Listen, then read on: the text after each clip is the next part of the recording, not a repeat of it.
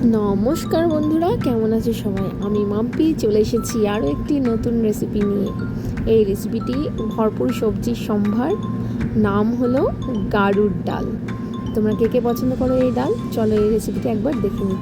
এর জন্য চাই প্রচুর সবজি, কারণ এটাতে সবজি দিয়েই তৈরি। মিনিমাম 9 রকমের সবজি প্রয়োজন। আমি এখানে যেটুকু অ্যারেঞ্জ করতে পেরেছি এটা দিয়েই করেছি।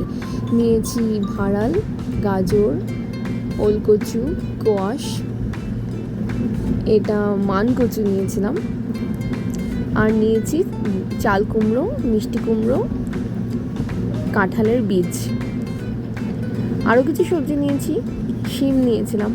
আর এগুলো টকের মধ্যে নিয়েছি, এটা শাপলার বীজ, শাপলার গোড়া আর কি সবাই বলে।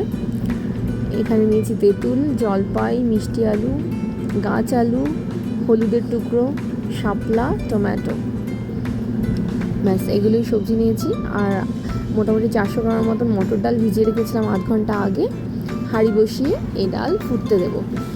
ডাল যখন ফুটে মোটামুটি ভাঙা ভাঙা হয়ে আসবে, মনে হবে এই ডালগুলো ফুটে গেছে, ফেটে উঠেছে, তখন আমরা এর মধ্যে সবজিগুলো অ্যাড করব। সবজির মধ্যে আমরা প্রথমে শক্ত সবজিগুলো দেবো, নরম সবজিগুলো দেবো না। এই পেটে আমি বেশিরভাগই শক্ত সবজি রেখেছি। এখানে শিম বাদ দিয়ে মোটামুটি সব সবজি দিয়ে দেবো। এক এক করে সব সবজি দিতে হবে। প্রথমে দিয়েছি আমি ভাড়াল, কারণ এটা সবচেয়ে বেশি শক্ত। তারপর দিয়েছি আমি মানকচু। মানকচুটাও ভীষণ শক্ত, ওটা সেদ্ধ হতে অনেক সময় লাগে। যেগুলো সেদ্ধ হতে সময় লাগে ওগুলোকে আগে দেবো আমরা। মোটামুটি শক্ত সবজিগুলো দিয়ে দেবো। ওগুলো দিয়ে যখন মোটামুটি সেদ্ধ হয়ে আসবে, 50% মতো সেদ্ধ হয়ে যাবে, তখন আমরা অন্যান্য সব সবজিগুলো অ্যাড করবো। কেননা এই সবজিগুলো সেদ্ধ হতে ভীষণ সময় লাগে। আর যদি সব সবজি একসাথে দিয়ে দিই, তাহলে কোনোটা আমরা খুঁজে পাবো, কোনোটা আমরা খুঁজে পাবো না, কেননা গলে যাবে। তাই এক এক করে আমরা শক্ত থেকে নরমের দিকে এগিয়ে এসেছি। লাস্টে দিলাম গাজর, মোটামুটি শক্তের মধ্যেই পড়ে এটাও। যখন দেখবো যে হ্যাঁ মোটামুটি হাফ সেদ্ধ হয়ে গেছে, তখন দিয়ে দেবো বাকি সবজিগুলো। শুধু তেঁতুলটাকে তুলে রাখবো। তেঁতুলটা নামানোর আগ দিয়ে দেবো, কেননা তেঁতুলটা সেদ্ধ হতে বেশি সময় লাগে না। আর তেঁতুল যদি আগে দিয়ে দিই, ভীষণ টক হয়ে যাবে ডাল।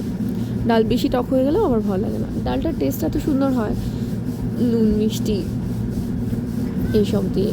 তো যাই হোক, ডালটা ফুটে উঠলে সব কিছু মিলেমিশে গেলে, সবজি সব সেদ্ধ হয়ে গেলে, ওর মধ্যে দিয়ে দেবো একটু লবণ স্বাদ মতো।